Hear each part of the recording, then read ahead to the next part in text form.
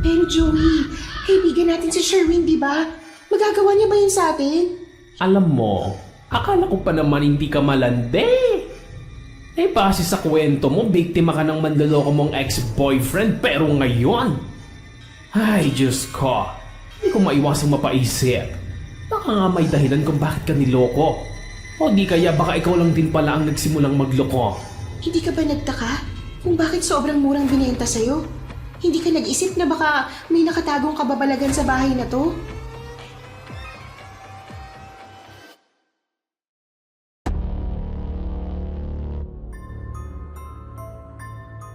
Naniniwala ba kayo na ang lahat ng mga nangyayari sa atin ay may dahilan?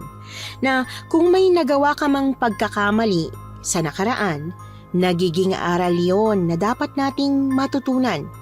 Ika nga ni Julius Caesar, experience is the teacher of all things. Ganyan po ang tema ng ating kwento ngayon. Pero bago ang lahat, kung bago ka pa lang dito sa channel, please like, subscribe, and hit the notification bell para updated kayo sa bawat kwentong ilalabas. May bago tayong storya 3 hanggang 4 na beses sa isang linggo. At ngayon, para sa tampok nating kwento.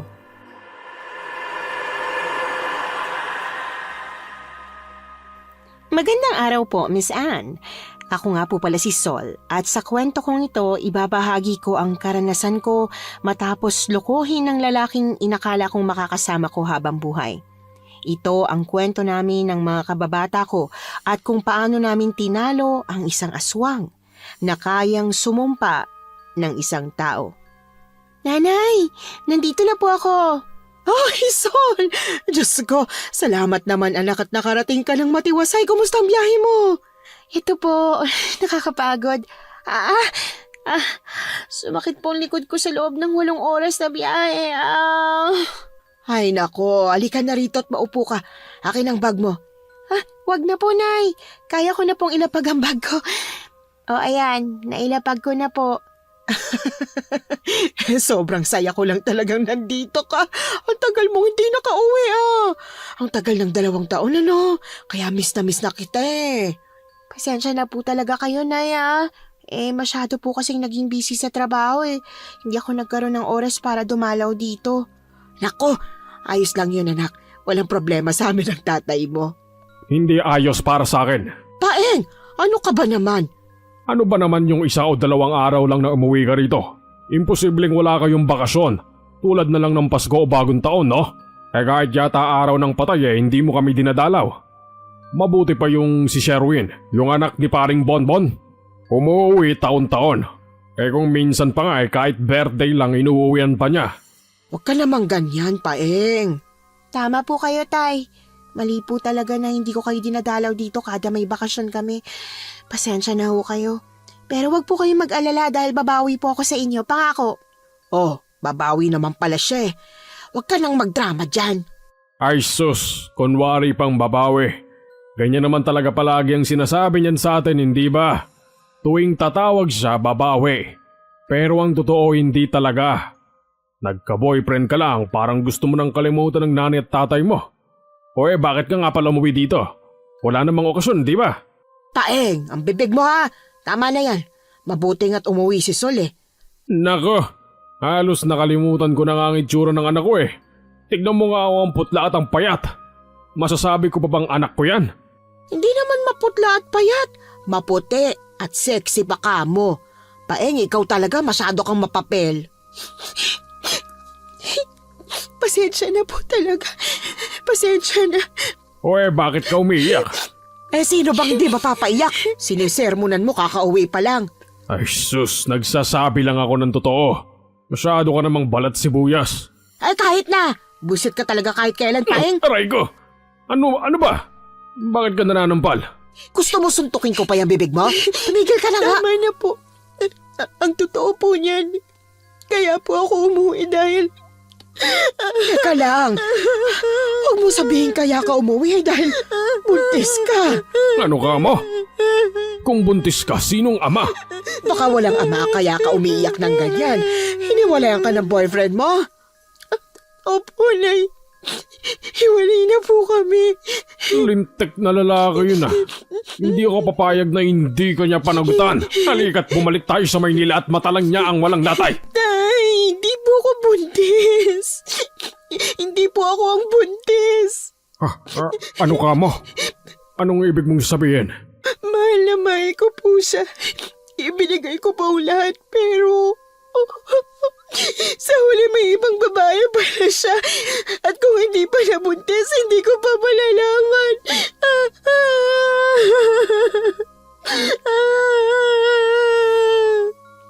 Parehong natahimik si nanay at tatay nang sabihin ko sa kanila kung ano ang totoong nangyari.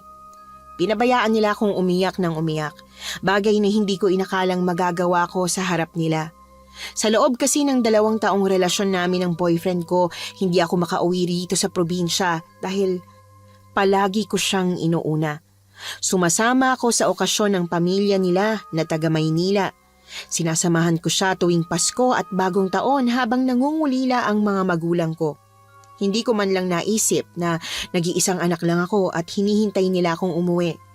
Saka ko lang napagtanto ang lahat ng katangahang nagawa ko nang matuklasan ko na ang boyfriend na pinagkatiwalaan at pinag-aksayahan ko ng oras ay niloloko na pala ako. At ang masakla pa doon ay alam pala ng buong pamilya niya. Sa sobrang sakit ng heartbreak na naranasan ko, minabuti kong umuwi na muna rito sa amin. Nag-sick leave ako sa loob ng 1 linggo habang tuluyang pinapagaling ang puso kong sugatan. Nagsinungaling na lang ako at nagsabing may sakit para lang makalusot. Hindi ko naman kasi pwedeng sabihing puso ang may sugat sa akin. Oh, anak, kumain ka nito. Tinolang manok. Di ba paborito mo ito? Pasensya na po talaga kayo, Nay, ha? Ang tanga-tanga ko po talaga. Hayaan mo na, anak. Lahat naman ng tao tanga pagdating sa pag-ibig eh. Hindi tunay na pagmamahal yan kung hindi ka naging tanga. Hayaan niyo po, Nay. Hindi ko na po. Hayaan na maloko ako ng lalaki. Huwag ka nang mangako, anak. Gawin mo na lang. At saka, kumain ka na. Salamat po, Nay. Kailangan ko po talagang makakain ng luto niyo. Miss na miss ko na po to. O siya, sige. Kumain ka ng marami ha. Marami akong niluto niyan. Damihan mo talaga yung kain mo at hindi ko gusto yung itsura mo. Ang payat at ang putla mo. Tay, ito po kasi ang uso sa Manila eh. Sexy tsaka maputi. Ano ka ba naman, Paeng? Hindi na magugustuhan ng lalaki ang si Sol kung mataba at tsaka negra siya. Kabat, sinabi ko bang maging mataba at negra siya? Para mo namang nilalait ang mga mataba at negra. Ang gusto ko lang naman, hindi siya payat na parang tikling at hindi siya maputla na parang may sakit. Salamat po, Tay. Huwag po kayong mag-alala. Aalagaan ko na pong sarili ko. Yan, ganyan. Dahil yan ang anak na pinalaki ko. Abay nagmaynila ka lang nakalimutan mo nang pinalaki kitang matapang at hindi dapat nadidiktahan ng kahit na sino. Pasensya na po talaga kayo, Tay. O siya, huwag ka nang umiyak dyan. Tama na yung iniyak mo kanina. Ayokong magsayang ka pa ng luha para sa lalaking manloloko. Dahil sa sobrang pagmamahal ko sa boyfriend ko na ngayon ay ex-boyfriend ko na, nakalimutan ko ang lahat ng mga pangaral sa akin ni tatay. Sa loob ng 1 araw matapos kong makauwi sa bahay namin, nakakulong lang ako sa kwarto at pinag-iisipan ang lahat ng mga pagkakamaling nagawa ko. Umiyak ako ng umiyak, bagay na nakatulong sa akin para kahit papaano ay mabawasan ang sakit na nararamdaman ko. Hinayaan lang din naman ako nila nanay. Hanggang sa 2 araw, kumatok siya dahil sa isang bisitang hindi ko inaasahan. Anak, kumusta ka na? Nay, hindi pa rin po ako okay eh. Pwede po bang hayaan niyo na po muna ako? Kung ganon, gusto mo, paalisin ko na lang muna si Sherwin, ano? Teka lang po, si Sherwin? Si Sherwin na kababata ko? Oo, sumakto na umuwi rin siya ngayon dahil birthday pala ni Kumare. Nakalimutan ko nga dahil dumating ka. Ano, sasabihan ko ba siyang umuwi na muna? Naku, hindi po, Nay. Pakisabi na lang po na hintayin ako at magbibihis muna ako. O siya, sige, bilisan mo ha. Excited na siyang makita ka eh. Nagmamadali akong nagbihis. Sa pagmamadali nga, sinuklay ko lang ang buhok ko gamit ang mga daliri. Pagkatapos ay dumiretso na ako palabas ng kwarto para makita si Sherwin. Nang makita ko siya, laking gulat ko sa itsura niya. Lagpas 5 taon na yata simula nung huli ko siyang nakita, kaya hindi ko inakala na si Sherwin ngayon. Marisol! Diyos ko, anong nangyari sa'yo? Bakit ang putla at ang payat mo na, girl? Nasaan na ang curly hair mo, ha? Nasaan na ang curly hair mo? Sherwin? Ikaw ba yan? Bakit ang haba na ng buhok mo? At saka, may dede ka na? Ay, nako! Alam mo namang bata pa lang tayo, pangarap ko na talaga magkaroon ito, di ba? Pero hindi ko naman akalain na talagang magpapagawa ka ng ganyan. At saka, ang haba na rin ng buhok mo. Halos hindi na kita makilala. Kung hindi lang dahil sa malaking nunal sa noo mo eh. Ako? Itong nunal ko sa noo, hindi ko pwedeng ipatanggal. Kasi swerte raw, sabi ng manghuhula. Pero ikaw, bakit mo naman pinaputla ng ganyan ang balat mo at saka yung buhok mo, bakla? Sayang ang curly hair. Hindi porke uso sa Maynila, no? Huwag mo nang planchahin yan kapag kumulot na. Maituturo akong teknik para maging maganda ang itsura na yan. Gusto ko rin naman gumanda, kaya nagparelax ako ng buhok. Alam mo naman na palagi akong tinatawag na kulot-salot. Hindi lang kasi naaalagaan ng maayos ang buhok. Kaya mukhang hindi maganda, pero yung kulot na buhok mo, I believe maganda talaga. Tingnan mo itong hair ko, kinukulot ko pa ito para lang ma-achieve ang gusto ko. Talaga bang mga bagong itsura natin ang unang pag-uusapan natin ngayon nagkita ulit tayo pagkatapos ng 5 taon? Eh ikaw kasi! Tinuna mo ang dede ko at mahabang buhok ko. Ikaw rin naman. Pero alam mo Marisol, na-miss kita. Sol na lang itawag mo sa akin. Tsaka, na-miss din kita. Ay nako, ang mabuti pa, lumabas tayo at gumala sa mga lugar kung saan tayo dating naglalaro palagi. Ano, bet mo ba yon? Sige, gusto ko yan. Nako, ikaw lang pala magpapalabas kay Sol eh. Siyempre naman, Aling Marisa. Kahit hindi siya pumayag, kakalad ka rin ko siya palabas. Tara na bakla. Teka lang, ayos lang ba na ganitong itsura ko? Bakit ano bang itsura mo? Mukha ka naman tao ah. Pakiramdam ko kasi maga ang mga mata ko. Hindi naman masyadong maga. Cute naman oh. Sino ba kasing iniiyakan mo? Siguro, ikukwento ko na lang sa'yo habang naglalakad tayo sa labas. Ay, mabuti pa nga Aling Marisa. Kukunin ko na po muna itong si Marisol ha. Oh, walang problema Sherwin. Pasayahin mo ang anak ko ha. Naku, siguradong makakalimutan niya na ang dapat niyang kalimutan sa oras na bumalik siya rito. Hindi ko pa man nasasabi kay Sherwin ang dahilan kung bakit namamaga ang mga mata ko. May ideya na raw talaga siya. Matapos ko kasing ikwento sa kanya ang buong pangyayari, sinabi niyang naranasan niya rin daw ang naranasan ko. Ang pinagkaiba lang namin, bakla siya at alam niyang hindi seryoso ang boyfriend niyang yon. Pero kahit ganon, pumatol pa rin siya sa ngalan ng pagmamahal. Naglibot-libot kami sa buong baryo tulad ng sinabi niya. Dinalaw namin yung mga dati naming kalaro at mga lugar na madalas naming tambayan hanggang sa makarating kami sa ilog na paborito naming liguan noon. Ay nako, namiss kong maligo dito. Gusto mo maligo tayo rito? Sige, nako gusto ko yan. Go na go ka rin talaga eh. Gusto mong makamove on ka agad? Siyempre naman no, ayoko nang umiyak sa walang kwentang lalaki. That's my girl! Ang mabuti pa, umuwi na muna tayo para makakuha ng mga damit at pamalit. Ay teka, who is that? Ha? Saan? Ay! Bakla, ayun o! Tingnan mo ang hot papa! Ay, may naliligo na pala, nakakahiya naman. Mamaya na lang tayo maligo. Bakla? Mas magandang maligo rito kapag may hot puff. Oh, tingnan mo. Sobrang hunk ng katawan. Ang sarap. Uy, ano ka ba naman? Nakakahiya. Tara na nga. Ikaw naman, ang KJ mo. Sige na, dito na tayo. Pagbalik natin mamaya, wala na yan. Hindi naman tayo pwedeng maligo ng walang dalang pamalit na damit eh. Magubad ka na lang, magtupis ka. Oh, ayoko nga. Ano ka ba naman? Teka lang, parang pamilyar yung mukha niya. Ha? Kilala mo? Tingnan mo kasing maigi. Hindi ko masyadong maalala eh. Hala! Oo nga bakla! Si Joey yan! Joey? Yan na si Joey ngayon? Joey! Joey! Yoo! Sino kayo? Hala, nakalimutan mo na kami pagkatapos ng lahat ng mga nangyari sa atin noong mga bata pa tayo. Sherwin? Marisol?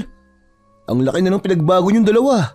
Ikaw rin naman ang laki ng pinagbago mo. Hindi naman masyado. Teka, ano nga palang ginagawa niyo rito? Di ba nasa Maynila kayo?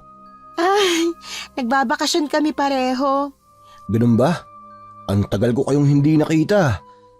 Ilang beses akong umuwi dito sa atin pero hindi ko kayo nakikita. Ako kasi 2 taong hindi nakauwi. Hindi ko rin alam eh. Pero siguro ngayon lang din tayo nakapagtagpo-tagpo. Alam nyo, ngayon nagkita-kita tayo ulit. Bakit hindi ka nalang sumama sa amin sa paglilibot dito sa baryo natin? Tumpak ka dyan, Sol! O ano, Joey, sama ka ba? Kung hindi naman ako makakasagabal sa inyo, sige. Pero sa ngayon, maligo muna tayo rito sa ilog! Bukas na lang, Sherwin. Nauna na si Joey, oh. Patapos na nga eh. Teka, magbibihis na muna ako para naman makapaglibot na tayo. Si Joey ay isa rin sa mga kababata namin na madalas kalaro ni Sherwin ng basketball noong hindi pa siya naglaladlad bilang bading. Pero kahit hindi naman talaga siya magladlad, ramdam naman naming lahat na isa siyang sirena. Pagkatapos ni Joey sa pagbibihis ng damit, kaagad kaming nagsimula sa paglalakad-lakad sa buong baryo. Kumain pa nga kami sa karinderya ni na Aling Mameng na dating inuutangan namin ng ulam sa tuwing nauubusan kami ng budget. Ay, grabe. Nabusog ako sa adobong manok ni Aling Mameng. Namiss ko ang lasa. Ako rin.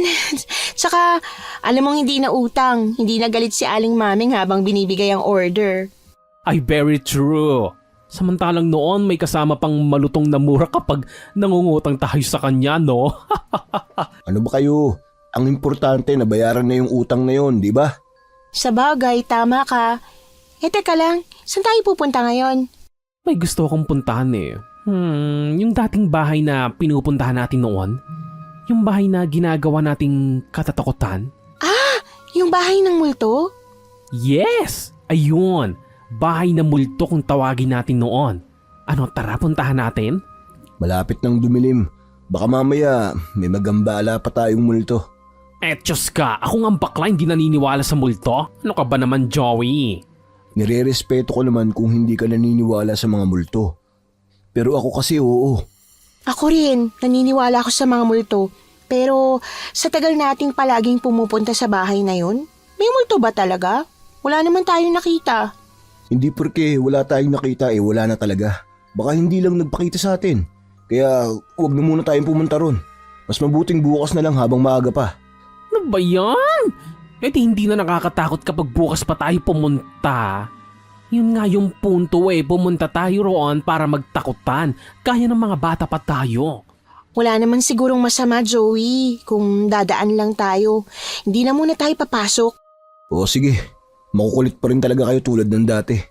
Ayun, papayag ka rin naman pala Akala ko natatakot ka talaga. Halata sa mukha ni Sherwin na talagang ayaw niyang pumunta kami sa bahay ng multo na madalas naming ginagawang katatakutan noong mga bata pa kami. Pero dahil makulit talaga si Sherwin, pumayag din naman siya. Isa pa, hindi pa naman ganoon kadilim ang langit. Papalubog pa lang talaga ang araw. Nang makarating na kami sa bahay ng multo, namangha kaming lahat sa itsura nito.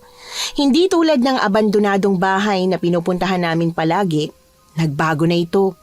Inayos na ang bahay at mukhang may nakatira na. Ay! Hala! Hindi na siya bahay ng multo? Oo nga, kailan pa pinaayos ang bahay na to? Hindi ko rin napansin na pinaayos pala yan. Nung nakaraang araw nasilip ko to, lumang-luma at sira na talaga. Inayos yan ngayong taon lang. Maliit ang bahay kaya hindi nahirapan ng may-ari na ipaayos ng madalian. Alam mo palang maayos na, bakit ayaw mong pumunta tayo? Kahit kasi inayos na yan, hindi nangangahulugan na wala na yung multo. Ganon? Baka kapag pinabasbasan na yung bahay, mawawala na. Kung pinabasbasan. Bakit hindi mo naman nilinaw sa amin? Niloloko mo naman kami All this time? Akala talaga namin ngayon lang tayo nagkaroon ng pagkakataong magkita-kita ulit. Ngayon lang naman talaga. Ayos lang naman, Sherwin. Hindi mo na kailangang questionin kung ano man ang hindi sinabi sa atin ni Joey. Ganyan naman talaga mga lalaki. Hindi nagsasabi kung hindi pa tatanungin. Bakit ko nga naman kasi sasabihin kung hindi nga kayo nagtatanong? O diba? Sabi ko sa'yo Ay nako, manhid talaga ang mga boys. Tara na nga, Sol. Iwan na natin si Joey dyan para multuhin siya ng kamanhiran niya. Uy, teka, sandali. Bakit kayo nagagalit? Wala naman akong ginagawang masama. Alam ko namang nagbibiro lang si Sherwin kay Joey. Wala namang kaso kung hindi niya kaagad nasabi sa amin, pero ang sarap niya kasing asarin, kaya sumang-ayon na rin ako sa kanya. Panay tuloy ang paghingi niya ng pasensya hanggang sa tuluyan kaming makarating sa bukid kung saan kami madalas maglaro noon. Agad umakyat si Sherwin sa puno ng mangga na palagi naming tinatambayan noong mga bata pa kami. Uy, teka, magtabi-tabi ka na muna. Ano ba? Ang dami-dami mo namang paniniwala ngayon, Joey. Nag-iingat lang naman Tabi-tabi po. Ano pa, tara na. Makit na kayo rito. Ang ganda-ganda ng langit mula rito Ang daming stars. O teka, Sol. Aakyat ka talaga? Oo, mukhang maganda nga ang pwesto ni Sherwin dun sa taas Gusto ko dun, sariwa ang hangin. Ay, sige na nga. Dahan-dahan ka lang umakyat ha. Oo nga Sa tagal kong hindi nakaakyat sa puno, halos makalimutan ko na. Teka. Ayan. Ang galing ko. Nakakaakyat pa ako. Bakla, ano ka ba?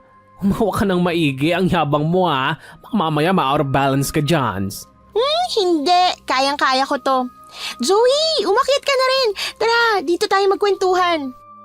Kahit kontra si Joey sa pag-akyat namin sa puno, sa huli, umakyat pa rin naman siya. Naupo siya sa gitna namin ni Sherwin, saka kami sabay-sabay na nag-angat ng tingin sa langit. Sa unang ilang minutong naroon kami, pare-pareho kaming tahimik, walang nagsasalita. Ewan ko ba, pero naramdaman ko na para bang pare-pareho kaming malungkot noong mga oras na yon. Hanggang sa putulin ni Sherwin ang katahimikan sa aming tatlo. Alam nyo, ang sarap talaga dito sa probinsya, no? Ay, sariwa ang hangin at tahimik. Kung mayaman lang ako, dito na lang ako titira. Tama ka, Sherwin. Ang kaso, may iba pa tayong pangarap para sa sarili natin Tama na yung may naipon lang kayo. Huwag nyo na masyadong hangarin yung mas mataas. May pinaguhugutan ka? Base lang sa mga nangyari sa akin sa Maynila. Masyado kong sineryoso yung pagtatrabaho para magkaroon ng maraming pera, pero sa huli, hindi ko rin naman magagamit yun lahat ng pera na yun ngayong may sakit na ang tatay ko. Kahit gaano kas karami ang perang ilabas ko, hindi na siya gagaling. Joey, ang ibig mo bang sabihin, may taning ng buhay ng tatay mo? Oo, dahil hindi nila matukoy kung anong sakit ni tatay. Ang mga gamot na ibinibigay lang sa kanya, gamot lang sa sakit na nararamdaman niya at saka yung para sa diabetes. Hindi ko alam kung anong sasabihin ko, Joey. Siguradong masakit yan para sa'yo. Pasensya ka na, Joey, ha? Parang nahusgahan yata kita. Kanina pa kita sinusungitan Ano ba kayo? Ayos lang ako. At saka, ginagawan ko naman ng paraan. Anong paraan naman yan? Basta, hindi ko na nga kailangan sabihin sa inyo. Pero alam mo, mas nakakagaan sa dibdib kapag sinasabi ang problema sa iba, lalo na sa mga kaibigan. Sa susunod na lang siguro kapag handa na ako. Uy, teka lang. Nakikita niyo ba yung nakikita ko? Ha? Saan? Ayun Parang may lumilipad. Ibon ba yon? Oo nga no. Parang ang laki naman yata niyan para sa ibon. Baka agila. Tingin mo. Umuwi na tayo. Bilisan nyo. Ha?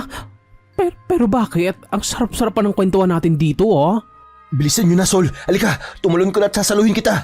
I bet! Ako rin saluhin mo kapag nahulog ako sa iyo. Sherwin, ano ka ba naman? Biro lang naman Tumabi ka na muna dyan, Joey. Kaya ko namang tumalo na mag-isa. O sige, ikaw ang bahala. Sinubukan kong bumaba. Pero kung gaano kabilis kong kinaya na makaakyat, ganoon naman katagal nung bumaba ako. Nakakatakot kasi at nakakalula, kaya imbis na mauna ako, si Sherwin na ang naunang tumalon. Ano, Sol? Kaya mo ba talaga? Kaya ko, saglit lang. Bilisan mo, papalapit na siya.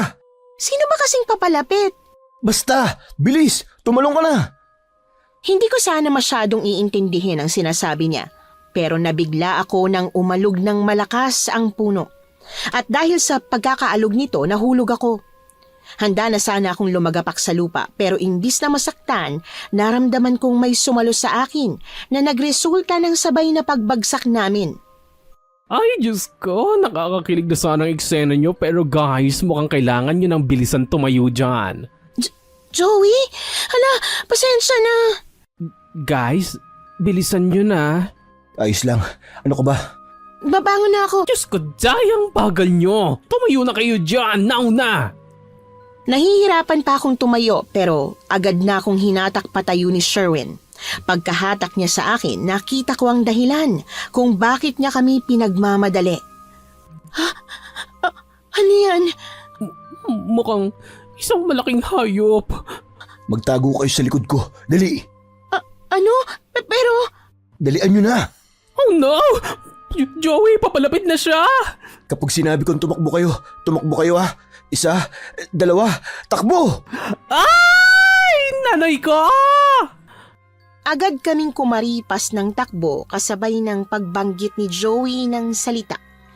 Halos maiyak na ako sa takot, lalo na at medyo nasa gitna kami ng gubat.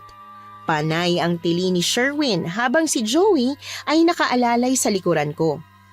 Kung inaakala naming mabilis na kaming tumakbo at makakatakas na, nabigla kami nang tumalon ito sa harapan ni Sherwin. Marahas na pumailan lang ang tili niya sa gubat habang si Joey naman ay agad na tumakbo sa harapan ni Sherwin. Huwag kayong matakot. Ako nang bahala rito. Ano ka ba naman, Joey? Huwag kang feeling superhero dyan. Hindi mo kaya yan, ang laki-laki niya, oh! Basta, kapag sinabi ko ulit na tumakbo kayo ha. Pero saan kami tatakbo? Dito lang din sa daan, palabas. Habang takot na nagtatago sa likuran niya, napansin kong may dinukot siya sa kanyang bulsa. At nang ilabas niya ang kanyang mga kamay, may isinaboy siyang tila butil ng mga asin sa hayop. Nakaharap namin. Agad na umungol ng malakas ang hayop na parabang nasasaktan ito. Ano pang hinihintay ninyo? Takbo na! Tara na, tumakbo ka na rin! Joey, ano ba kasing hayop yun? Hindi yun hayop, Marisol. Kung hindi hayop, ano? Isa yung aswang. Mas binilisan ko pa ang pagtakbo. Yung halos hindi ko na maramdaman ang mga binti ko. Hanggang sa wakas ay nakalabas kami sa gubat at nakarating na sa kalsada. Pare-pareho kaming hinihingal na huminto sa gitna ng kalsada. Parehong habol pa ang hininga. Hindi na ba tayo masusundan nun? Ay, nako. Hindi na. Takot na ang mga aswang kapag wala na silang mapagtataguan. Joey, totoo bang aswang yun? Oo, nakita mo namang nasaktan ng sabuyan ko ng asin, di ba? Nakakatakot naman. Sa tagal nating nakatira dito nung mga bata pa tayo, ngayon lang ako nakakita ng aswang. Nakakapangilabot pala. Hindi naman yata aswang yun, di ba? Mukhang malaking aso eh. Malaking aso? May ganun kalaking aso pala? Malay mo naman. Kaya nga nakatira sa gubat dahil nga malaki at sobra pa sa kain ng mga maliliit na hayop sa gubat eh. Naku, ewan ko sa'yo, Sherwin. Basta ako, naniniwala akong aswang yun. Kung minsan, yang ayaw mga maniwala sa mga aswang, sila pa ang unang napapahamak. Excuse me. So sinasabi mong pwede akong mapahamak kasi hindi ako naniniwala sa'yo? Oo, kasi kadalasan sa mga kagaya nyo, kulang sa paghahanda sa oras na may aswang na sa harapan nila. Napanganga na lang si Sherwin sa sinabi ni Joey. Kahit ako man. Para kasing seryosong-seryoso talaga siya. Hindi ko rin naman siya masisisi. Kahit sino biglang siseryoso kung mararanasan ang naranasan namin. Si Sherwin lang talaga yung nakita na ng mga mata niya pero ayaw pa rin maniwala. Agad na kaming umuwi sa kanya-kanyang bahay matapos nga ang insidenteng yon. Sa takot ko, binala kong maghapong magtago na lang sa bahay. Kaya lang, mukhang hindi kaya ni Sherwin ang manahimik lang. Bakla! Ano ba? Magkukulong ka na lang ba dyan hanggang matapos ang bakasyon mo? Sayang ang ilang araw na nandito kang nagmumokmok ka lang dyan. Ayoko nga lumabas. Wala akong gana. Nako! Alam ko naman dahil talaga yun sa nangyari kagabi. Huwag ka mag-alala. At hindi na tayo magpapagabi. Marami pa tayong hindi napuntahan sa baryo natin. At marami pa tayong dating kaibigan na gusto kong dalawin. O sige na nga. Ha? Lalabas ka ng ganyan? Nagmamadali ka kaya? Pwede bang paliguin mo na muna ako? O sige na girl. Maligo ka muna at baka maamoy ka nila. Baka sabihin nagmaynila ka lang tinamad ka ng maligo. Kahit ayoko sanang lumabas, wala akong choice kundi ang sumama kay Sherwin. Hindi niya ako titigilan hanggat hindi ako lumalabas. Pagkatapos ko ang maligo, umalis na agad kami at nagpagala-gala. Nalaman naming halos lahat ng kababata namin ay may mga pamilya at anak na. Bigla tuloy kaming na-pressure sa buhay. Grabe no. Hindi ko alam na maaga palang nagkaanak si Pres. Kaya ano naman, ganun talaga. Kanya-kanyang panahon lang kung kailan magkakaanak ang tao. Hindi kasi. Isipin mo nga siya yung president at valedictorian natin noong high school. Pero sa huli, siya yung maagang nabuntis. Parang sayang ang pagiging matalino niya kung naging nanay lang siya kagad. Tapos single mother pa siya? Ang sama pala ng ugali ng Victor, ano? Ang sama pala ng ugali ni Victor, no? Guwapings lang pero walang yag balls.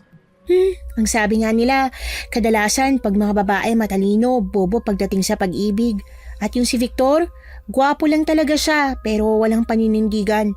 Alam naman nating lahat na kaya niya lang ginawang sota si Pres dahil kailangan niyang pumasa. Totoo! Ay nako! Hayaan na nga natin sila. Basta tayo masaya ang buhay. Baka ikaw yun. Ay! Pasensya na bakla ha. Broken hearted ka nga pala. Oh, lala. Oh, ano namang nakita mo dyan? Bakla, alam mo kung hindi lang weirdo itong si Joey, lalandiin ko talaga siya. Kita mo naman, nang yummy. Weirdo ba siya? Ikaw lang kasi ayaw mong maniwala sa mga aswang eh. Nasa probinsya tayo, posible may aswang. Posible? Hindi ko talaga mapaniwalaan eh. Naniniwala pa rin akong, alam mo na, hayop yon. Bahala ka. Pero para sa akin, hindi weirdo si Joey. Okay, fine. Kanya-kanya naman tayo ng paniniwala at nirerespeto ko kung anong gusto nyong paniwalaan. Marisol, Sherwin. Uy, hello Joey. Napadaan lang kami, galing kami kina Pres. Ganun ba? Ingat kayo Huwag na kayo magpagabi ulit. Sama ka ulit sa amin. Hindi pwede. Kailangan kong ayusin tong higaan ni tatay, nasira kasi. Baka kailangan mo ng tulong. Pwede kaming tumulong sa'yo. Hindi na. Kayang-kaya ko na to. Hindi pa natatapos si Joey sa sasabihin niya, narinig na namin ang palahaw ng tatay niya sa loob ng bahay. Tinatawag siya nito at humihingi ng tulong kaya agad kaming nagpresenta. Hindi na rin naman niya kami inawat. Hinayaan niya kaming pumasok sa loob at tumulong. Pagpasok sa loob ng bahay, agad bumungad sa amin ang bahay na masasabi mong puro lalaki talaga ang nakatira. Magulo at makalat talaga. Mukhang naglilinis naman kaya lang hindi talaga maayos. Ano ba tong bahay nyo? Dinaanan na ng bagyo? Pasensya na kayo medyo magulo lang dahil hindi ko mapagsabay-sabay lahat ng kailangang gawin. Hindi na rin kasi makalakad ng maayos si tatay. Walang problema Joey. Kung ayos lang sa'yo, pakikialaman ko ng bahay niyo Ha? Anong gagawin? Maglilinis kami. Di ba Sherwin? Tutulungan na natin si Joey. Wala naman tayong ginagawa kundi gumala-gala eh. Oo naman no. Tara na, nasan bang panglinis mo rito? Ala, nakakaya naman sa inyo. Hindi na. Hintayin nyo na lang muna ako dyan at tutulungan ko lang si tatay. Naghihintay ng tatay mo, puntahan mo na. Oo, sige. Huwag kayong maglilinis dyan Mga bisita ko kayo. Oo, hindi nga. Ayan Sherwin, umalis na siya. Magligpit na tayo ng mga dapat iligpit.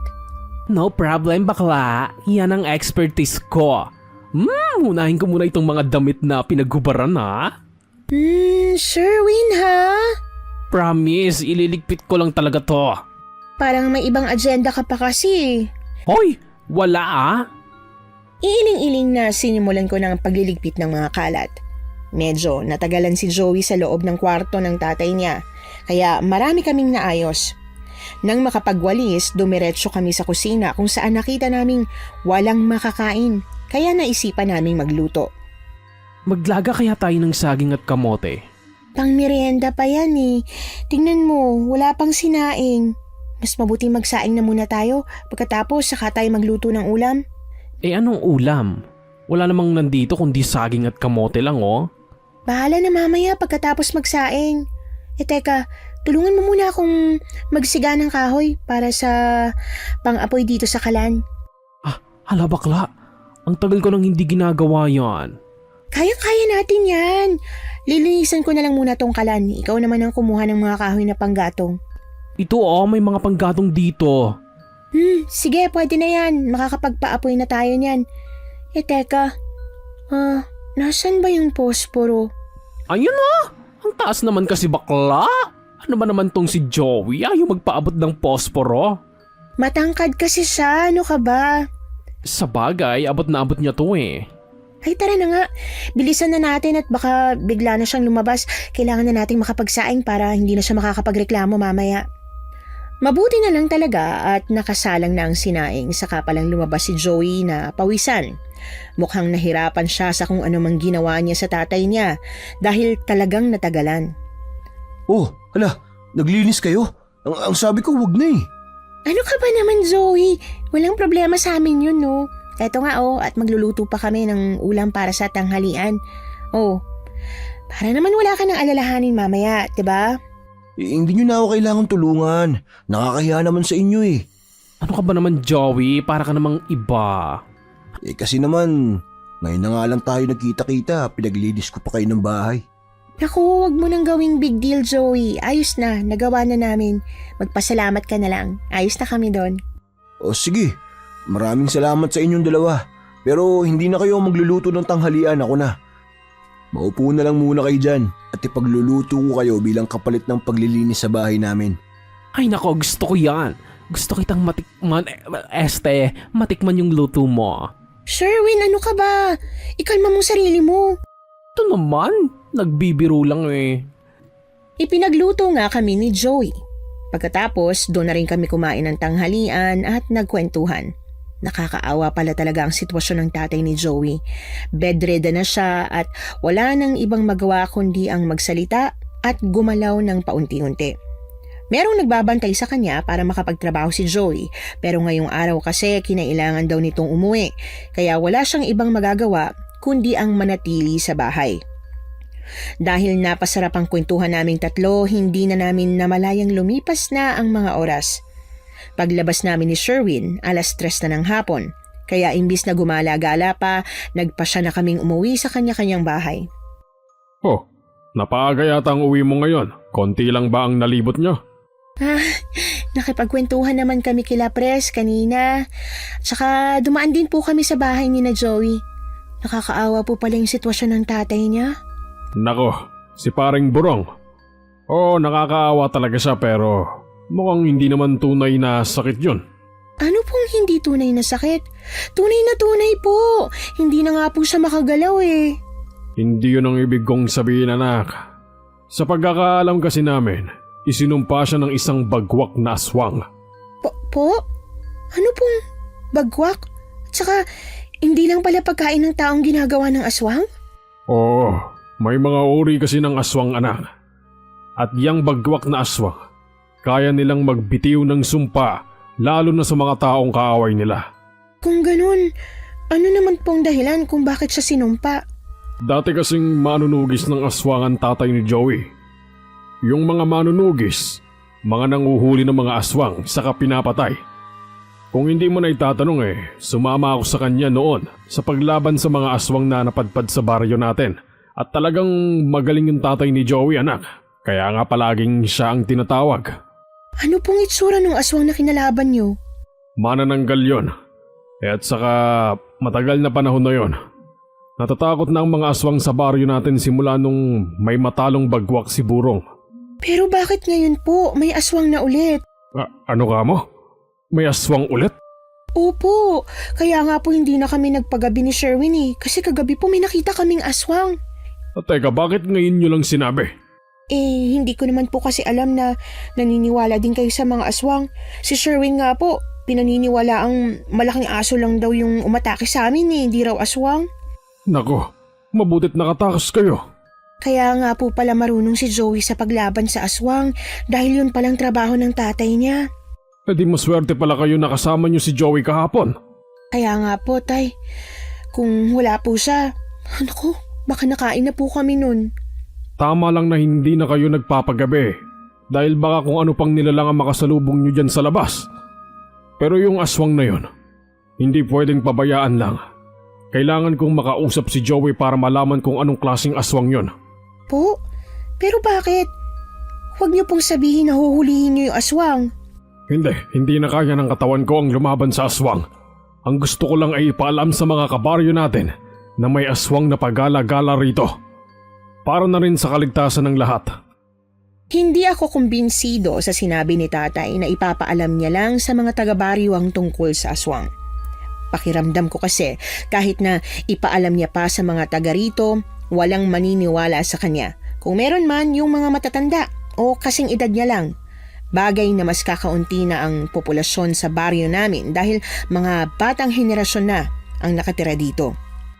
Matapos ang ilang gabing hindi maayos na tulog dahil sa heartbreak na naranasan ko, sa wakas ay nakatulog na rin ako ng mahimbing. Gumising ako na may magaang napakiramdam, hindi tulad nung mga nakaraang araw. Pero ang inakala kong magiging magandang araw, nagbago nang biglang tumawag ang ex-boyfriend ko. Sira ulo siya. Ano akala niya sa akin? Sobrang tanga na maniniwala pa rin sa pagdadrama niya? Manigas siya. Ay, Sol, kabayo! anong Diyos ko bulong-bulong naman, mo Joey. dyan? Ginulit mo naman ako. Ay, pasensya ka na. Hindi ko sinasadya. Sobrang lalim naman kasi ng iniisip mo. Parang galit na galit ka sa ilog. Hindi naman ako galit sa ilog. Kung hindi, bakit kanina mo pa pinagbabato yan? Ito naman, para namang nasasaktan ng ilog kapag binabato ng bato. Naglalabas lang ako ng sama ng loob kasi tumawag yung ex-boyfriend ko sa akin. O bakit? Ano bang sinabi niya sa'yo? Ayun, sabi niya sa akin hiwalay na daw sila ng kabit niya kasi nalaman niyang hindi pala talaga siya ang ama ng pinagbubuntis nun. Karma niya yun. Teka, bakit tumawag pa sa'yo? Tumawag para sabihin na galit sa kanya yung nanay niya at pinipilit siyang makipag-ayos sa akin para matuloy ang kasal naming dalawa. Sira ulo pala yun eh. Pagkatapos kanyang lokohin, gusto niyang balikan mo siya dahil lang niloko siya ng kabit niya. Kung hindi ba naman 100 milyong gago yung ex mo? Grabe ka naman. O bakit? Totoo naman ah. Gusto mo bang samahan kita pabalik sa Maynila o upakan ko talaga yon? Wag na. Tsaka hindi naman ako pumayag eh. Inilagay ko na rin siya sa blacklist sa cellphone ko. Mabuti naman kung ganun. Dahil malaking katangahan na talaga yan kung babalik ka pa. Kaya nga eh. Ay, dati kong pinangarap na maging nanay tapos magkaroon ng maraming anak dahil mag-isa lang ako. Pero ngayon, malapit na akong mag-30 pero kahit isang anak wala pa. Ayos lang yan, huwag ka magmadali. Darating din yung oras na magkakapamilya ka. Malay mo, sa susunod na taon may anak ka na. Hoy, wala pa nga boyfriend, anak agad. Bakit? Sigurado ka bang hindi ka magkaka-boyfriend ngayon? At sino namang magiging boyfriend ko, Aber? Sa dami ng lalaki, imposibleng wala. Hindi natapos ni Zoe ang pagsasalita nang makarinig kami bigla ng mga kaluskos. Natuon pareho ang mga atensyon namin sa matataas na damo. Ilang metro lang ang layo mula sa kinauupuan namin. Tumayo si Joey. Balak sana niyang puntahan pero agad ko siyang pinigilan. Joey, ano ka ba? Bakit mo pupuntahan? Umalis na tayo, baka aswang yan. Maaga pa para gumala ang mga aswang. Titignan ko lang. Pero... Huwag kang mag-alala. Posibleng maliit na hayop lang yun. di pabayaan mo na lang kung hayop lang pala. Ay, sige na nga. Alam ko naman na natrauma ka na lang talaga sa nangyari nung isang gabi. Kaya sige, dito na lang tayo. Umuwi na tayo. Nasira na ng mga kaluskos na yun yung momentum ko rito. O sige, kung yun ang gusto mo, tara na. Ah! Teka, Diyos ano yun? ko. Si Sherwin yun ah. Si Sherwin nga! Tara, hanapin natin! Tulungan niyo ako pakiusap. Imbis na pauwi na sana kami, napilitan kaming hanapin kung nasaan si Sherwin. Bago pa kami tumungo sa parte kung saan namin siya narinig, lumitaw na si Sherwin na halatang kabadong-kabado. Ang mukha niya namumutla at talagang takot na takot, para bang nakakita siya ng multo. Diyos ko, Joey. Nakakita ako ng patay. May patay rin sa tabi ng puno ng mangga. Ano? Saan banda? Ayoko nang pumunta doon, no? Natatakot na ako. Tumawag na lang kaya tayo ng taong pwedeng pumunta ron para makuha yung bangkay. Hindi ako mapapakali kung hindi ko makikita. Kaya hayaan niyo akong puntahan ko yun. Kahit nag-aalangan, itinuro ni Sherwin ang lugar kung saan niya nakita ang bangkay. Malayo pa lang, umaalingasaw na ang amoy nito. Kaya pare-pareho kaming napatakip ng ilong. Papalapit ng papalapit, mas bumabaho hanggang sa tuluyan naming narating ang puno ng mangga kung saan kami tumambay noong isang gabi. Nasaan? Hindi ko makita. Ayoko na nga sanang makita ulit pero... tumingin kayo sa taas. Saan taas? Ayun no. Nakasabit sa puno. Diyos ko!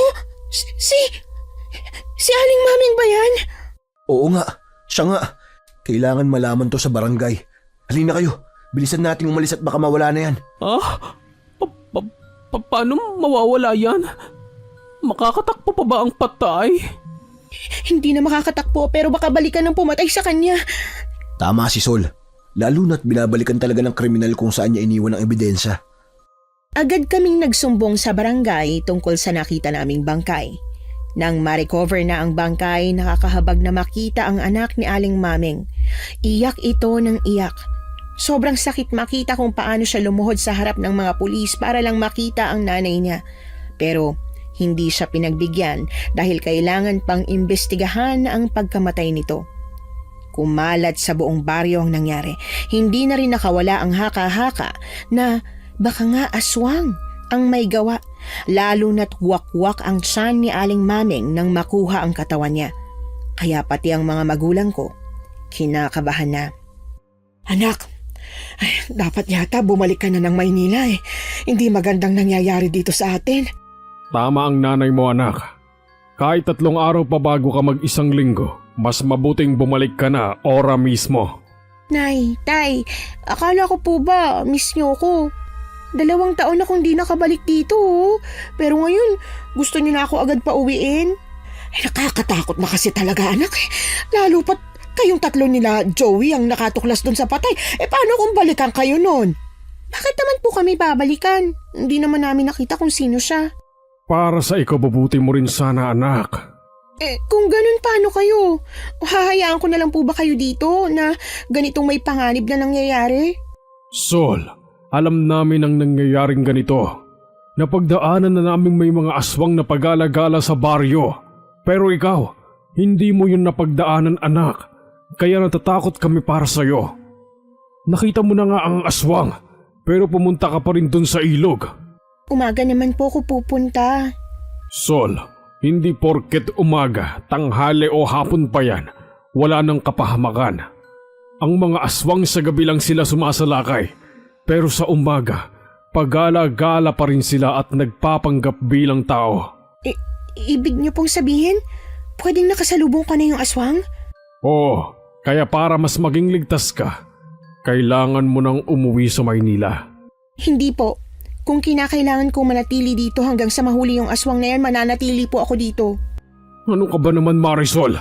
Hindi mo ba iniisip ang pag-aalala namin ng nanay mo? Kung nag-aalala po kayo, nag-aalala din po ako. Sa loob ng 2 taon na hindi ako dumalaw dito sa inyo, hindi ko po naisip kung gaano kayo kahalaga sa akin eh. Ang palagi ko lang po naiisip noon yung boyfriend ko at yung nararamdaman ko. Pero ngayon nakabalik na ako dito. Saka ko lang po naalala yung tunay na dahilan kung bakit ako nag-Maynila. Kayo po yung dahilan. Kasi gusto ko pong makaahon tayo sa buhay. Gusto kong hindi na po kayo mahirapan. Anak, Hindi mo kailangang gawin yun. Obligasyon ng mga magulang ang ibigay lahat ng pangangailangan ng isang anak. Pero hindi mo obligasyon na ibalik yun sa amin, anak. Pero gusto ko po. At ngayong natauhan na po ako, hindi ko na po ulit sasayangin yung mga araw, buwan o taon na magkakasama tayo.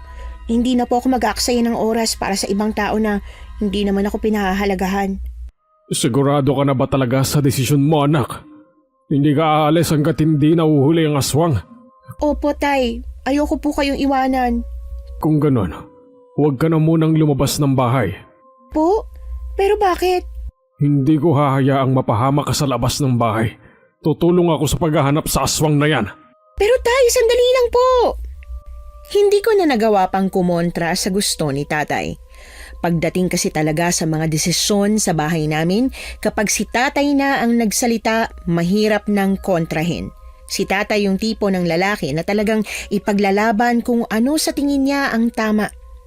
Kinagabihan habang naghahanda kami ni Nanay sa pagtulog, napansin namin si Tatay na abala sa pagkalkal ng mga gamit sa lumang kwartong imbakan ng mga hindi na ginagamit na gamit sa bahay. Tay, ano pong hinahanap niyo dyan? Basta, huwag ka nang makialam dito, matulog ka na sa kwarto mo. Paano naman po kami makakatulog kung ang ingay niyo pong nagkakalkal dyan?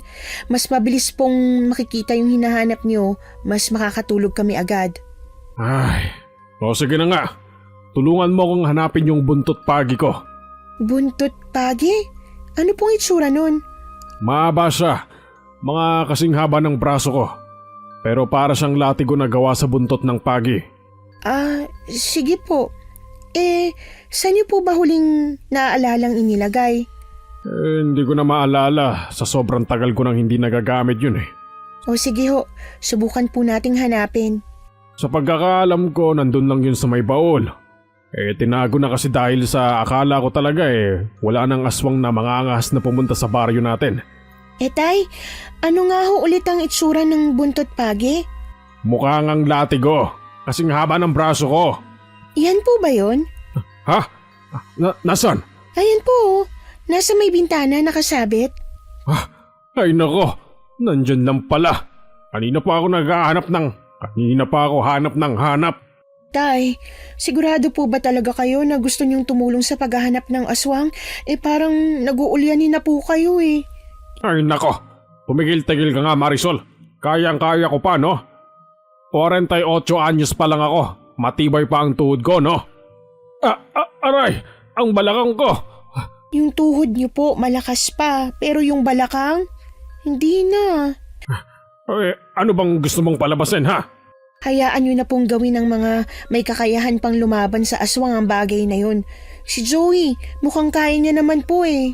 Hindi pa ganun kalakas ang tiwala ko nakakayanin nga niya. Ilang taon din siya sa Maynila bago umuwi rito.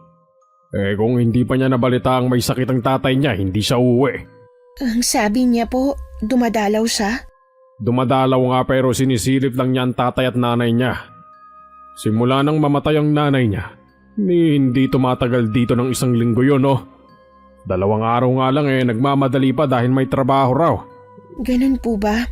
Kaya siguro ang laki ng pagsisisi sa mukha niya. Sinong hindi masisisi? Paeng! Sol! Dumating dito si Doreng, yung nag-aalaga sa tatay ni Joey. Ano ka mo? Pero bakit? Ano bang nangyari? Kasi ang tatay niya raw nagdedeliryo na. Wala silang ibang matawag para tumulong. O siya, sige. Pupuntahan ko siya. Sasama na rin po ako, Tay. Hindi na kailangan. Mas mabuting dito muna kayo ng nanay mo. Ayoko po, sasama po ako. Ay nako. Ang tigas talaga ng ulo mo. O sige.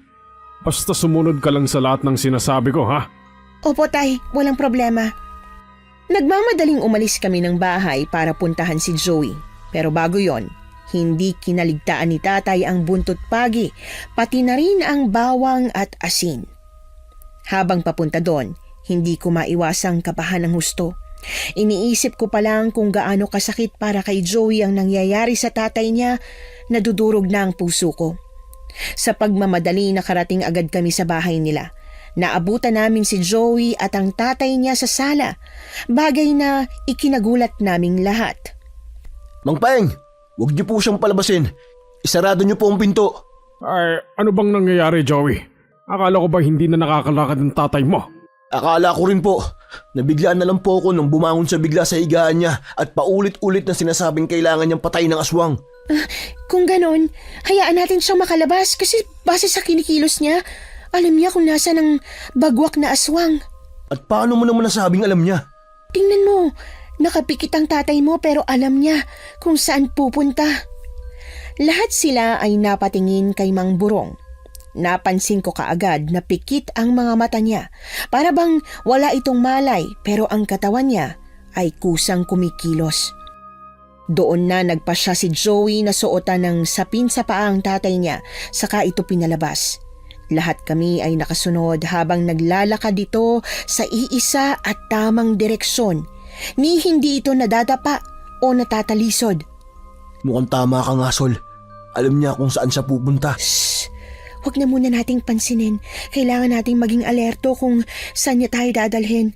Itong direksyong to, papunta sa... Sa bahay ng aswang. Bakit tayo pupunta doon? Wala akong ideya. Nagpatuloy sa paglalakad ang tatay ni Joey hanggang sa huminto ito sa harap nga mismo ng bahay ng multo. Takang huminto rin kami sa paglalakad hanggang sa umangat ang braso nito at unti-unting itinuro ang mismong bahay. Namilog ang mga mata ko. Kasunod ng marahas na pagtambol ng puso ko nang bigla siyang lumingon sa amin. Saka biglang dumilat ang mga mata. At sa pagdilat niya binanggit niyang nasa loob ang bagay na makapagpapagaling sa kanya. Kasunod nun ay ang pagbagsak niya sa lupa. Tay! Diyos ko po! Bilisan mo, Joey! Mukhang nabagok ang ulo niya. Hindi, tay! Tatay ko! Joey, kumalma ka. Teka, titignan ko kung may pulso pa siya. Wala na ho, Mang Paing. Wala na ho siyang pulso. Kailangan kong pumasok dyan sa bahay na yan. Kailangan kong kunin ko anumang sinasabi ni tatay. Pero Joey, paano kung nandyan yung aswang? Hindi ka handa. Wala na akong pakialam. Ang gusto ko lang gumaling ang tatay ko. Hindi ko na nga napigilan pa si Joey sa gusto niyang gawin. Kaagad siyang naglakad sa harap ng gate at nang hindi niya yun mabuksan, sinubukan niyang umakyat. Pero saktong pagbaba niya sa lupa ay siyang pagbukas ng pinto. Bagay na talagang nagpasorpresa sa aming lahat. Joey? Sol? Anong ginagawa niyo rito? Ikaw ang dapat naming tanungin, Sherwin. Anong ginagawa mo rito sa bahay ng multo? Ito ba? Bahay namin to.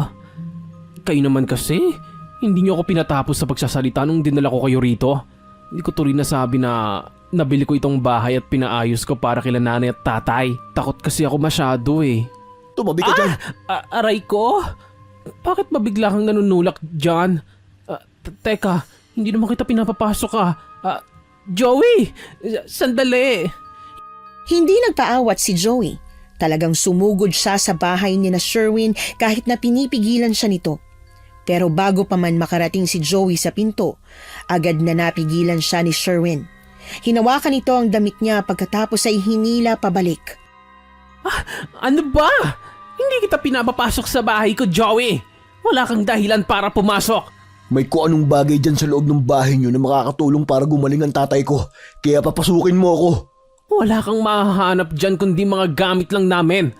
Alam mong inayos na ang bahay na yan, di ba? Nakita mo kung paano inalis lahat ng mga gamit sa loob bago nagsimulang ayusin. Kung ganun, bakit ayaw mo akong papasukin? Anong tinatago mo sa loob? Wala akong tinatago. Papasukin mo ako. Ngayon na. Ayaw mong tumigil sa panggugulo. Tatawag ako ng barangay. Joey, hayaan mo na muna si Sherwin. Sige na, halika na. Kailangan nating asikasuhin ang tatay mo. Oh, nandyan din pala ang tatay mo. Ano ka ba naman, Joey? Inuuna mo pang manggulo ng bahay ng may bahay. Joey, bilisan mo na. Halika na. Babalikan kita, Sherwin. Kailangan kong malaman kung anong tinatago mo sa loob ng bahay na yan. Walang nagawa si Joey kundi ang hayaan na muna si Sherwin at unahin ang tatay niyang wala ng malay. Sinamahan namin siya sa ospital na 1 oras din ang biyahe papunta. At sa buong biyaheng yon, walang ibang ginawa si Joey kundi ang umiyak ng umiyak. Patuloy siyang nagdarasal na sana bumalik ang pulso at paghinga ng kanyang tatay. Pero nang dumating na kami sa ospital, agad na itong idineklarang dead on arrival. Sigurado akong may tinatago si Sherwin. Hindi ako papayag na hindi ko malaman kung ano man yun. Joey, tumahan ka na muna. Ang unahin mo ay yung magiging burol ng tatay mo. Saka mo na muna isipin kung ano mang tinatago ni Sherwin. Lintik lang ang walang ganti. Alam mo, Sol, malaking pagsisisi ko na hindi ko agad pinaniwalaan si tatay nang sabihin niya sa akin na isinumpa siya ng isang aswang. Kasi sino bang maniniwala na may mga aswang? Lalo na at ang binabanggit pa niya marunong magsumpa daw. Kung saang-saang doktor ko na siya dinala, kahit paulit-ulit niyang sinasabi sa akin na sa albularyo ko siya ipakuusap. Kung hindi pa lumala ang sitwasyon niya, hindi pa ako naghanap ng albularyo. Kung ganun, anong sinabi ng albularyo? Ang sabi sa amin, hanggat hindi namin nakukuha yung gamit ni tatay na kinuha ng aswang na bagwak para gawin yung ritual niya, hindi siya gagaling.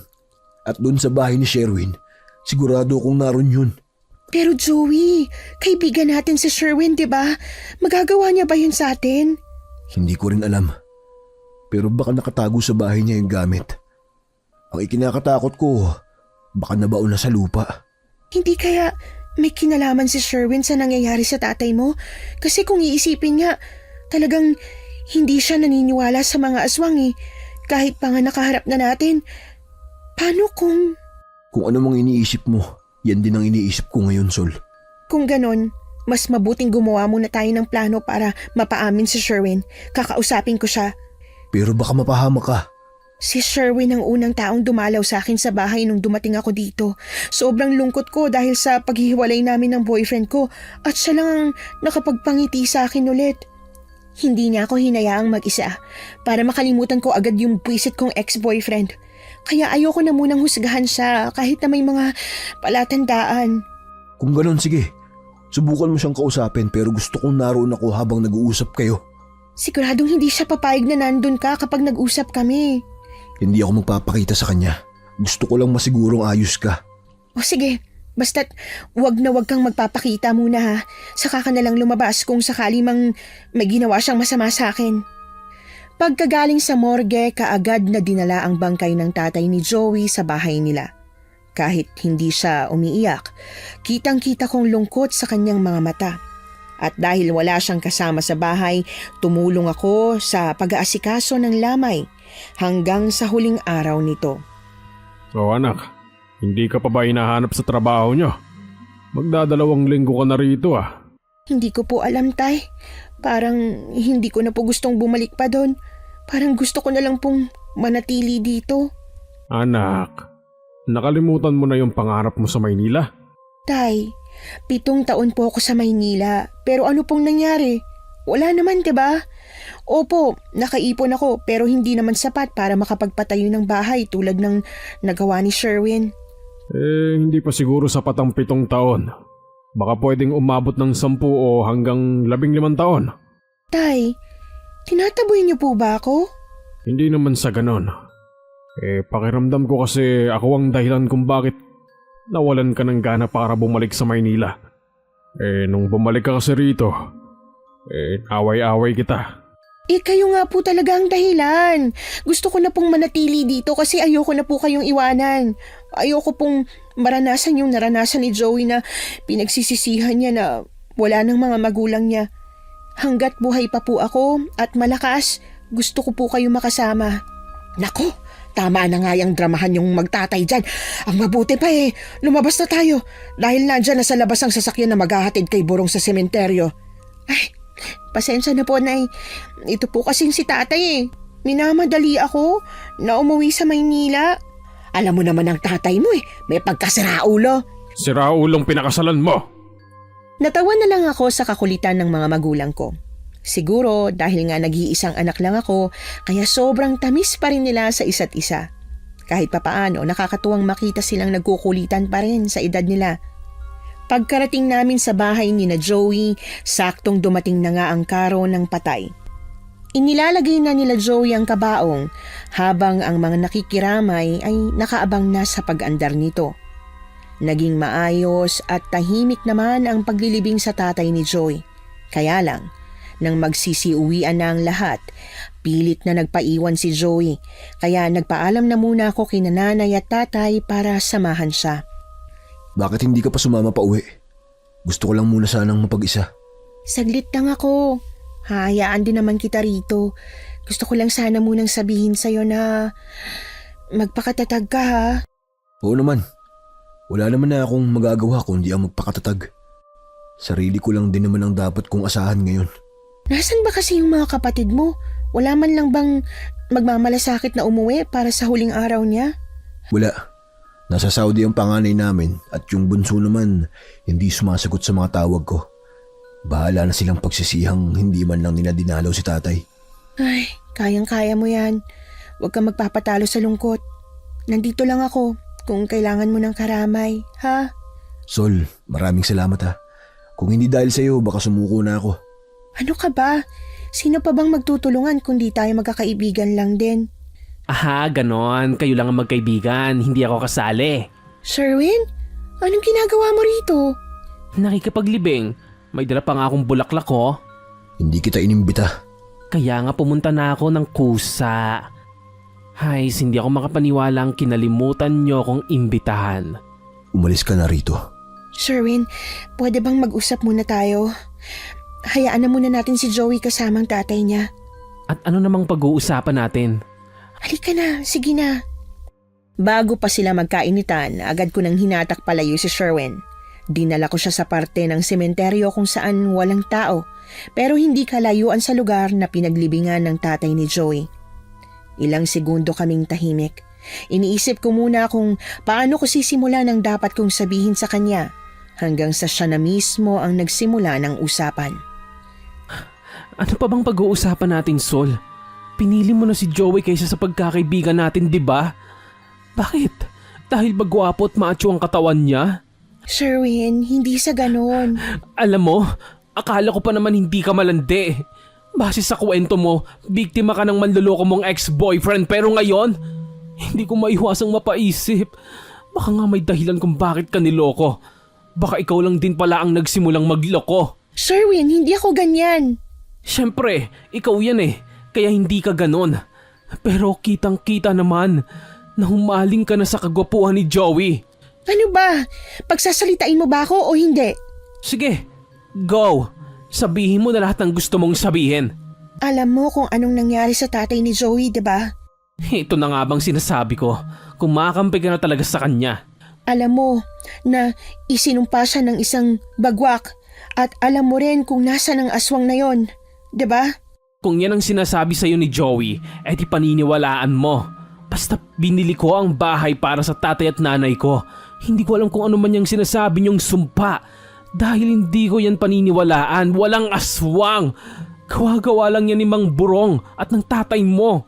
Sherwin, bedridden na ang tatay ni Joey. Pero nung gabing yon, nakatayo siya at nakapaglakad papunta sa bahay niyo. At alam mo ba kung anong sinabi niya bago siya bawian ng buhay? Na nasa loob ng bahay namin ng bagwak. Nasa loob ng bahay niyong makakagamot sa kanya. Kaya posibleng nandun din yung bagwak. Grabe namang fantasy niyo, Sol. Hindi totoo kung anumang mga pinagsasabi niyang si Mang Burong bago siya mamatay. May tinatawag na biglang paggaling bago mamatay ang isang tao. At ganun lang yun nangyari sa kanya. Gumaling siya bigla tapos namatay siya. May scientific explanation yan. Sana tinanong niyo sa doktor para maipaliwanag. Gusto ko lang naman sanang magbigay ng bulaklak para kay Mang Burong pero inaaway niyo ako na para bang kasalanan ko na namatay siya. Akala ko pa naman mga kaibigan ko kayo. Kung wala ka nang sasabihin, aalis na ako. Sherwin, sandali! Oh, ano pang sasabihin mo?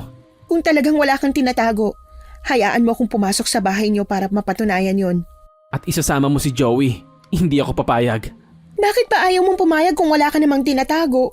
Dahil siguradong manggugulo lang siya sa bagong gawang bahay ko. Wala namang ibang pinaniniwalaan niyang si Joey, kundi yung gusto niyang paniwalaan eh. Eh di sige, ako na lang sasama. Gusto ko makita ang bahay niyo. Sumama ako kay Sherwin. Hindi ko alam kung saan ko nakuha ang lakas ng loob na samahan siya sa bahay na tinagurian namin noon bilang bahay ng multo. Pero isa ang sigurado ko. Gusto kong may matuklasan, kaya pilit kong nilabanan ang takot ko. Padilim na ang langit nang makarating kami sa bahay ni na Sherwin. Sobrang lakas ng kabog ng dibdib ko habang papalapit kami sa pinto. At nang buksan niya ito, hindi ko napigilang mapabuga ng malalim na hininga. Kumalma ka nga, Sol. Walang multo o aswang dito, no? 2 linggo na akong nakatira dito, pero wala akong nakita ni anino kung anumang nilalang ang meron dito. Iregalo mo to sa tatay at nanay mo, diba? Pero bakit wala sila? Hindi ko pa kasi sila maayang tumira dito dahil mas sanay raw sila sa bahay namin. Sa bagay, hindi ko naman talaga sila mapipilit na tumira agad dito. Bakit pa sa dami ng pwedeng bilhing bahay o lupa, ito pa talaga? Ito kasi ang mura at saka hindi ako naniniwala sa mga multo kaya ayos na to sa akin. Eh bakit hindi mo sinabi sa amin agad na ikaw palang bumili at nagpagawa nitong bahay? Isusurpresa ko nga sana kayo. Kaso ayun, ang bida-bidang si Joey sinabing may multo dito. Humahanap ako ulit ng pagkakataon na masasabi ito sa inyo kaso palaging ang epal yang si Joey. Eh hindi ko naman kayang iyabang na nakabili na ako ng bahay at lupa habang nagdadrama siya tungkol sa tatay niya. Pagkatapos ganito pa, ngayong namatay ang tatay niya kasalanan ko. Gusto kong libutin ang buong bahay. Pwede ba? Ay nako, sabi ko na nga hindi ka interesado sa kwento ko. Gusto mo lang patunayan na totoo yung sinasabi ni Joey. O siya sige, pagbibigyan na kita. Tara, hanapin mo yung sinasabi niya. Halata ang pagkainis ni Sherwin sa naging reaksyon ko sa kanya. Pero sa kabilang banda, hindi ko yon inintindi pa. Hindi naman kasi ang kwento niya ang gusto kong malaman. Dahil sa totoo lang, marami siyang pagkakataon na sana sinabi niya, pero hindi niya ginawa. 2 palapag ang bahay ng multo. Sa unang palapag, ipinakita sa akin ni Sherwin ang banyo, kusina at sala na mukhang wala namang kakaiba. Normal na bahay lang talaga ang itsura nito. Pero pag-akyat sa pangalawang palapag, doon na ako nakaramdam ng kakaiba. Ewan ko ba, pero nakaramdam ako ng pagsakit ng ulo at matinding hilo habang sinisilip namin isa-isa ang bawat kwarto. Ganito ba talaga dito? Masakit sa ulo? Ewan ko sa'yo, hindi ako nakakaramdam ng kahit ano. Nakaka-relax nga dahil bahay ko to Sigurado ka ba? O sinasabi mo lang yan dahil ayaw mo maniwala? Ay nako Sol, siguro naiinggit ka na kinaya kong makabili at makapagpagawa ng ganito kagarang bahay no? Ewan ko sa'yo. Teka nga, itong kwarto na to, buksan mo. Ano kasi, tungkol dyan, hindi siya pwedeng buksan. Ano? Paano hindi pwedeng buksan? Bahay mo to. Basta pinakita ko naman na sa'yo lahat ng kwarto, di ba? Tama na yon. Pabayaan mo na yan. Umamin ka sa akin, Sherwin. Anong nasa likod ng kwartong to? Ano kasi, hindi ko alam. Basta ang kabilin-bili na nang nagbenta sa akin ng bahay na to, huwag bubuksan ng kwarto. Pinutos ko na. Isang kwarto lang naman ang bawal buksan Alam mo, Sherwin, bihira ko lang sabihin ng salitang to pero ang tanga mo. Bakit ako naging tanga? Bakla ka. Mura na to kaya bakit pa ako aangal? Hindi ka ba nagtaka kung bakit sobrang murang binenta sa'yo? Hindi ka nag-isip na baka may nakatagong kababalaghan sa bahay na to? Ay nako! Hindi nila ibebenta to kung alam nilang may mapapahamak kapag tinirahan. O siya, para manahimik ka na bubuksan ko na. Nang dahil sa pagkapiko ni Sherwin, napilitan siyang kumuha ng pamukpok sa seradura ng pinto para mabuksan ang kwarto. At habang hinihintay ko siyang makabalik, hindi ko maiwasang mang-usisa. Lumapit ako sa pinto. Kahit halos mabingi na ako sa lakas ng kabog ng dibdib ko, sinubukan ko pa ring makinig. At nang makalapat na ang tenga ko sa pinto, nakarinig ako ng marahang ungol. Yung ungol na parabang may kung anong hayop ang nagkukubli sa loob. Oh, ito na. Tumabi ka na dyan at bubuksan ko ang pinto. Teka lang, may narinig ako sa loob. Tumawag muna tayo na kasama magbubukas. Ay nako, tinatakot mo lang ang sarili mo, Sol. Tingnan ko nga. Oh, wala naman eh. Natatakot ka lang kaya kung ano-anong naririnig mo. Wag na, Sherwin. Wag na nating ituloy. Ibang pakiramdam ko eh. Ay nako, ewan ko sa'yo. Tumabi ka na nga dyan at baka mampas kita nitong hawak kong martilyo. Napaatras ako ng marahas ng pinukpok ni Sherwin ang seradura. Hindi naging sapat ang isang pukpok kaya pinukpok niya ito ng paulit-ulit hanggang sa tuluyan itong natanggal. Lalong nanginig ang buong katawan ko, lalo na nang hinawakan na ni Sherwin ang seradura at saka hinatak ang pinto para mabuksan. O ngayon, nasan ang sinasabi mong aswang? Sherwin, takbo! Bakla! Ano yun? Yun ang sinasabi kong aswang! Kumaripas kami ng takbo pababa ng pangalawang palapag pero bago pa man kami makababa ng tuluyan, tumalon ito mula sa likuran namin patungo sa unang palapag. Nakakatakot ang mukha nito. Pula ang mga mata, may 2 sungay at mukhang pinaghalong aso at baboy. Nang matitigan kami ng bagwak, umatungal ito kasabay ng paglabas ng pagkahaba-haba niyang dila. Nakakadiri ang kulay itim nitong laway na amoy burak. Sabi ko sa'yo totoo may nakatago sa bahay na to. Oo na, hindi mo na kailangang ipamukha sa akin. Ako na ang mali. Huwag na tayo magtalo kung sinong tama o mali. Kailangan mapatay natin yan. Bakit mapatay? Makatakas dapat, no?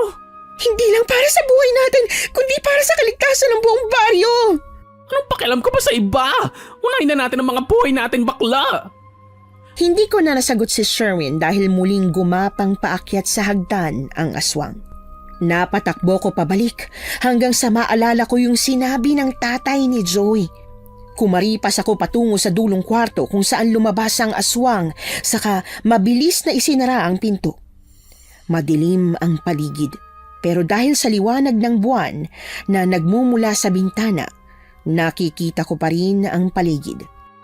Hindi na ako nag-aksaya ng oras. Inilibot ko ang paningin ko sa buong kwarto para hanapin yung bagay na nawawala kay Mang Burong. Pero dahil sa dilim ng paligid, nahirapan ako. Sol! Sol! Nasaan ka, bakla? Tutulong! Imbis na magpatuloy sa paghahanap, nataranta ako nang marinig ang atungal ng aswang mula sa labas ng kwarto. Gustuhin ko mang ipagpatuloy ang paghahalughog ng mga gamit, hindi ko na nagawa. Bala ko na sanang lumabas pero narinig ko ang boses ni na Joey at Tatay Paeng mula sa labas. Sol, nasan ka? Sol! Tulong! Tulungan niyo ako, Joey! Joey, si Sherwin nasa taas. Hindi ko na itinuloy pa ang paglabas ng kwarto. Muli akong naghalughog. Napansin kong isang altar nakatabi ng higaan kaya tinungo ko yon. Nang marating ko ang altar, hinalungkat ko ang mga gamit na nasa ibabaw pero napakaraming gamit. Maging ang mga drawer na naroon ay nabuksan ko na lahat hanggang sa may makita akong posporo. Saka ako nagkaroon ng ideya. Imbis na magpakahirap sa paghahanap, sinindihan ko ang posporo at itinapon sa mismong altar. Lumiyab ang mga gamit na naroon at nakita ko ang mga buhok na nakadikit sa harap ng salamin. Muli akong nagsindi ng posporo at hinagis sa iba pang parte ng altar. Habang nagliliyab ang altar, marahas na bumukas ang pinto. Agad akong lumingon at nakita ang naghuhurumintadong bagwak. Marisol, yumuko ka! Dahil sa pagkataranta, imbis na yumuko, napaupo ako at dumikit ang likod ko sa altar. Kasabay ng paghampas ni Joey ng buntot pagi sa aswang na bagwak ay ang pagkalat ng apoy sa likuran ko. Napahiyaw ako sa sakit. Agad na tumayo ako at pilit na inialis ang apoy na kumakalat na sa damit ko. Hindi ko na inintindi kung nakakahiyamang maghubad ako sa harap nila.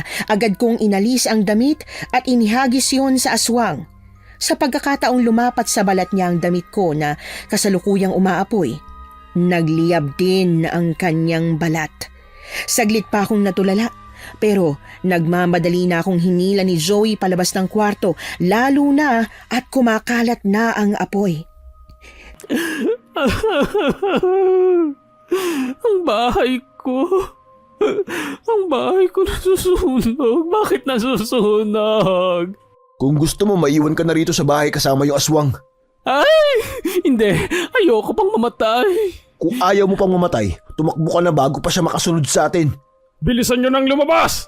Nabuhusan ko na ng gasolina ang buong bahay! Ano? Susunugin niyo ang buong bahay ko? Hindi ito pwede. Sherwin, mas mahalaga ang buhay mo kaysa sa aswang na yon.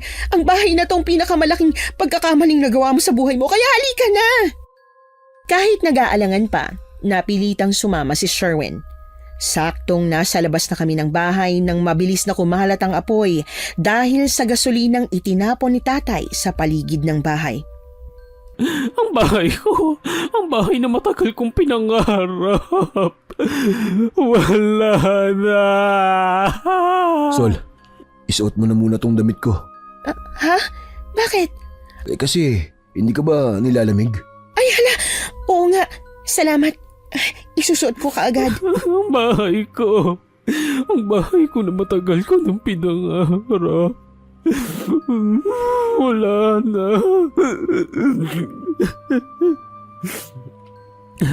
Ang bahay ko. Hindi madali ang pag-iipon ko para lang makapagpagawa niyan. Aray ko! Bakit yun naman po ako binatukan, Mang Peng? Nakakainis yung pag-iyak mo eh. Yang bahay na yan ang pugad ng mga aswang na pumapatay ng tao. Ang pumatay kay Mameng at kay Burong. Kung hindi natin sinunog ang bahay na yan, baka ikaw na ang kinain ng aswang. Pero tay, sa tingin niyo po kaya, bakit hindi siya biniktima ng aswang? 2 linggo na siyang nakatira dito. Talaga? 2 linggo na? Ang totoo kasi niyan, hindi talaga ako nakakatulog kahit subukan ko. Ay, sayang lang ang pera ko. Mura na sana, napamura pa. At yun na nga po, Miss Anne. Pagkatapos ng lahat ng nangyari, napagpasyahan kong manatili na talaga sa baryo namin. Simula rin noon ay ipinaramdam na ni Joey sa akin ang tunay niyang nararamdaman sa akin hanggang sa magkaroon kami ng relasyon na nauwi sa kasal. Habang si Sherwin naman, habang buhay na yatang dala ang bigat ng pagkakamaling nagawa niya. Bumalik siya sa Maynila at paminsan-minsan na lang kung umuwi. Bagay na ikinasama ng loob ng kanyang mga magulang. Nagsimula lang ang lahat sa hiwalayan namin ng ex-boyfriend ko na naging tulay para ma-realize ko ang lahat ng pagkakamali ko bilang isang anak. Sa lahat ng mga naging experience ko, masasabi kong napatibay na ako ng mga ito. Kayo ba, listeners? May experience din ba kayo ng tulad ng sa akin? Yung tipong kayo mismo ang tumanggap sa sarili niyong pagkakamali? Comment lang po ha, para mabasa ko naman. At dito ko na po tatapusin ang aking salaysay. Maraming salamat po sa pagkakataon na mabasa ito at maibahagi sa lahat ng mga taga-subaybay ng channel na ito. Nagmamahal, Sol. Nagustuhan niyo po ba ang ating kwento ngayong araw? Kung oo ang sagot at hindi mo pa nagagawa, aba, subscribe na! Click the notification bell ha, para updated ka sa tuwing maglalabas kami ng bagong kwento. Click like at mag-iwan na rin ng comment. Masayang-masaya ako tuwing nagbabasa ng messages mula sa inyo. At kung may sarili kayong karanasan na gusto nyong ibahagi sa amin, email lang sa missanhorrorstories@gmail.com. Dire-diretso lang, missanhorrorstories@gmail.com. Malay nyo, sa susunod, yung kwento na ninyo ang binabasa namin para sa ating mga tagapakinig. Hanggang dito na lamang muna at muli po, ito po ang inyong si Miss Anne. Nagpapasalamat sa inyong patuloy na pagmamahal at pagsuporta.